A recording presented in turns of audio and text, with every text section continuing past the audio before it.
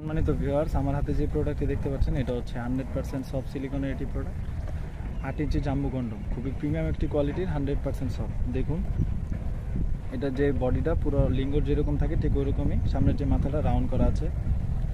এটা লকের যে জায়গাটা খুবই মোটা, কারণ হচ্ছে এটা ছিঁড়ে বা ফেটে যাওয়ার কোনো সম্ভাবনা নেই। এটা ছিঁড়ে বা ফেটে যাবে না।